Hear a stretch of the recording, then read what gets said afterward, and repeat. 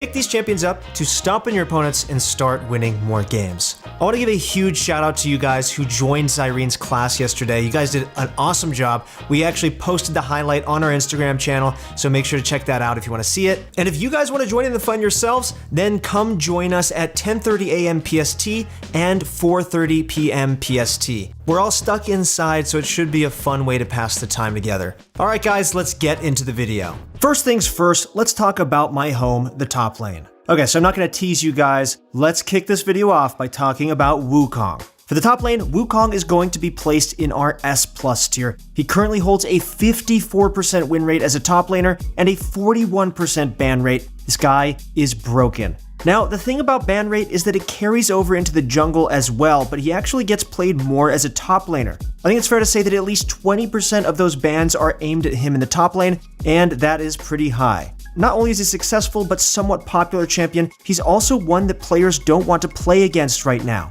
For reference, his win rate has shot up by 4%, and his play rate is more than 7 times what it was last patch. Even Zyrene is playing Wukong in the jungle. Go watch that live stream that we did if you want to catch him playing with all of you guys. Overall, this was a successful rework at making him popular, but now the real question is whether or not Riot can tone him down to a reasonable level, which I'm crossing my fingers for.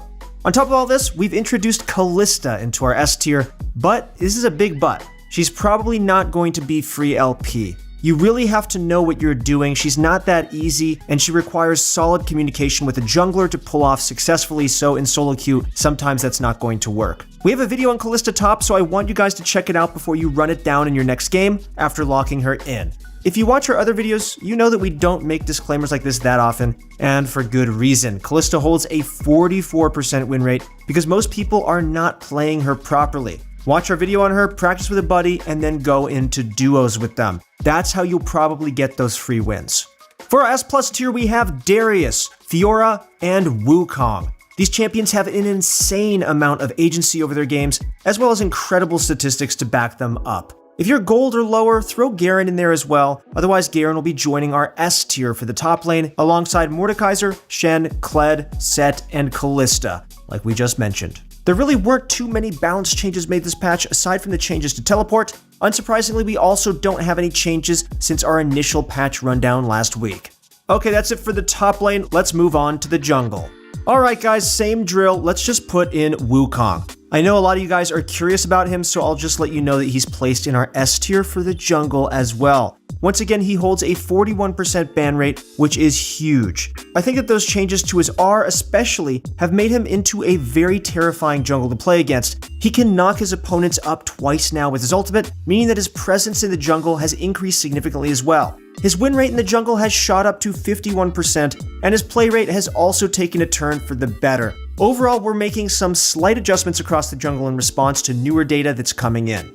Otherwise, both our S+ and S tier remain untouched. Elise, Warwick, and Zac retain their footing as 3 extremely powerful picks in our S+ tier, with Lee Sin, Olaf, Rek'Sai, Karthus, Shaco, Trundle, Nunu, Echo, and Wukong not too far behind. Although this is an extensive list for the S tier, all of these champions are excellent picks in solo queue. They all have their own unique ways to impact their lanes, as well as particular parts of the game. Those are some generic buzzwords that could apply to every champion, but our analysts believe that these champions in particular are the best within their own niche. For example, Olaf and Trundle are the kings of early aggression. They have a ton of favorable matchups, and it's nearly impossible to beat them in isolated 1v1 situations.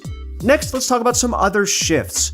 We've moved up Hecarim to the A tier. That small buff to his ultimate did quite a bit. At best, he gets a 2-second AoE fear. 2 whole seconds is a long time, and it buys Hecarim a lot more time to vamp back up with his W.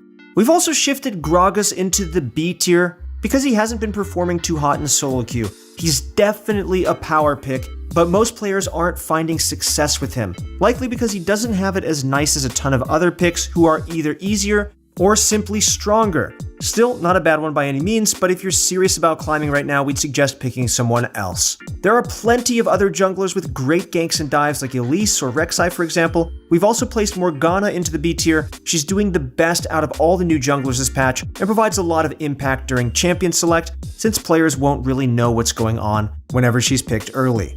Finally, Brand, Zyra, Shen, Teemo, and Yorick have all been placed into our D tier. Perhaps they'll need a little bit more time for players to figure them out, but as of now, they are not very good picks in the jungle. They don't have anything that makes them better than other picks and aren't safe enough to simply lock in.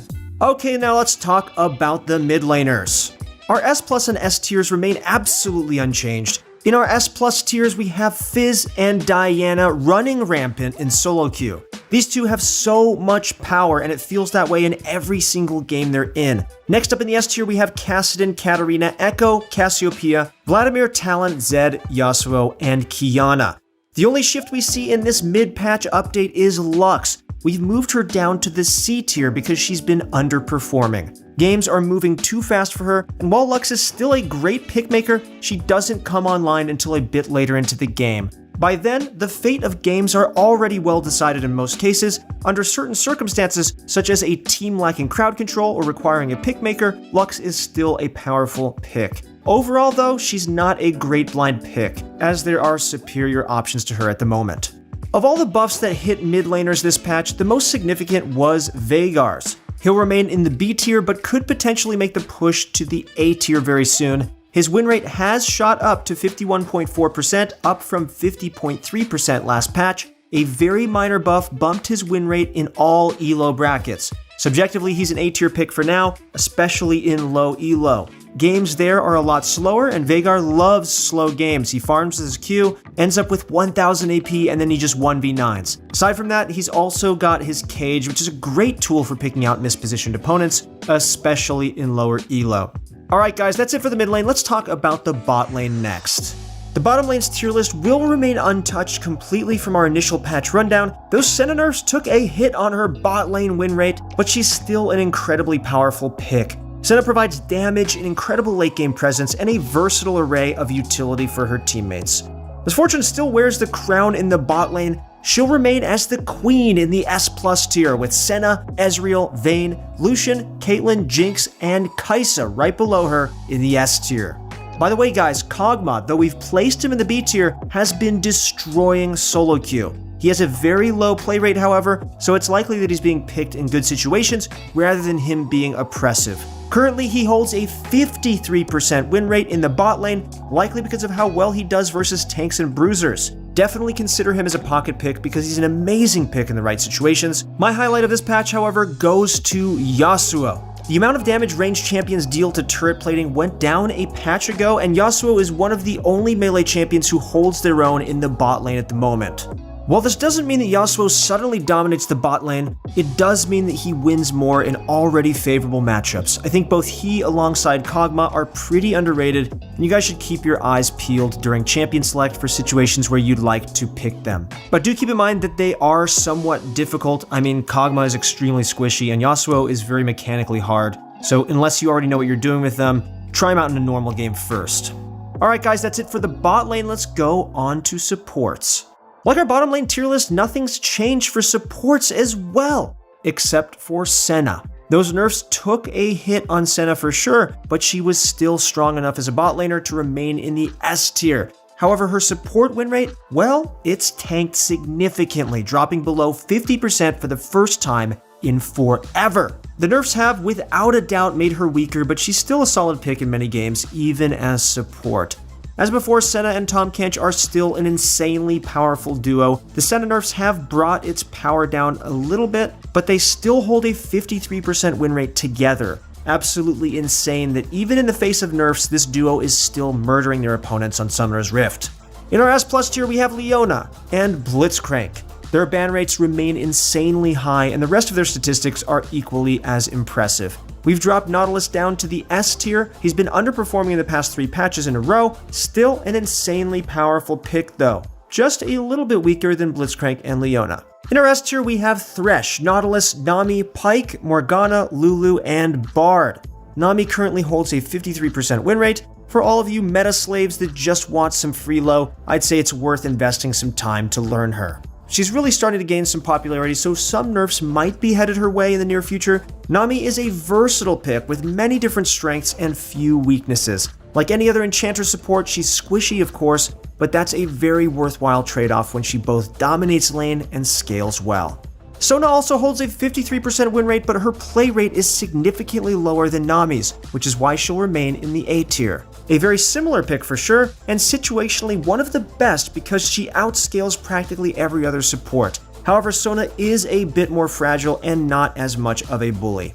I'd heavily suggest picking up Alistar or Taric if you guys are looking for someone new. I think Alistar is slept on, while Taric is just so good against most meta supports. His sustained tankiness and scaling make him so difficult to answer. Alistar, on the other hand, is such an incredible diver and roamer. This guy creates so much pressure, and all you have to do is learn how to press W and Q in the right order. He's definitely a bang for your buck pick. That's it for the video, guys. Thank you so much for watching. It's been a crazy week. I know all of us are staying inside, and I just want to make sure that all of you guys are good, you guys are safe. Let me know down below how you guys are doing, how you've been affected by what's going on. We read all the comments. We'd love to see how you guys are doing. Once again, if you want to join Zyrene and play some games with us, you can find us streaming at 10:30 a.m. PST and 4:30 p.m. PST. Come and join in the fun. Hopefully you guys make the highlight reel. That's it for the video. Thank you guys so much for watching. Good luck in your next few games, and I'll see you on the Rift.